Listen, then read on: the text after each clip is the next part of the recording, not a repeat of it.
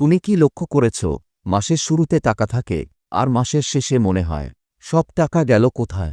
আজকের এই ভিডিওটা শেষ পর্যন্ত দেখলে তুমি শিখবে টাকা জমানোর এমন ৩টি কৌশল যেগুলো ধনী মানুষ লুকিয়ে রাখে না, কিন্তু গরিব মানুষ ব্যবহার করে না। আমরা সবাই পরিশ্রম করি, কিন্তু বেশিরভাগ মানুষ টাকা জমাতে পারে না, কারণ আমাদের কম টাকা বেতন তা নয়। সমস্যা হলো টাকার উপর আমাদের নিয়ন্ত্রণ নেই। আমরা আগে খরচ করি, তারপর যা বাঁচে সেটাকে সেভিংস বলি। এই একটা ভুল আমাদেরকে গরিব রাখে।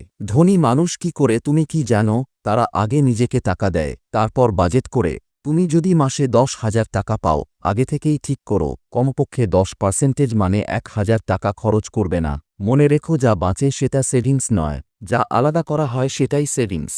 ছোট অঙ্ক হোক, কিন্তু নিয়মিত হোক। প্রতিদিন ৫০-১০০ টাকার চা, cigarette, online order, extra net pack, এই ছোট ছোট খরচগুলোই বড় সেভিংকে নষ্ট করে। নিজেকে প্রশ্ন করো, এই খরচটা কি সত্যিই দরকার? একটা অভ্যাস শুরু করো। দিনে তুমি কি কি খরচ কর লেখো। ৭ দিনেই বুঝে যাবে তোমার টাকা কোথায় উধাও হচ্ছে।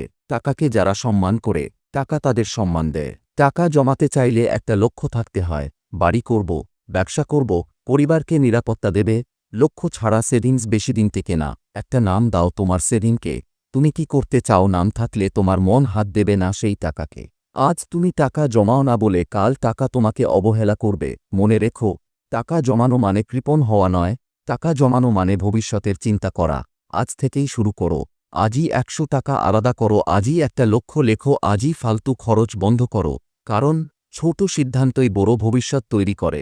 ভিডিওটা ভালো লাগলে লাইক করো, চ্যানেল সফলতার গতিবিধি সাবস্ক্রাইব করো, আর কমেন্টে লেখো, আমি আজ থেকেই টাকা জমাবো।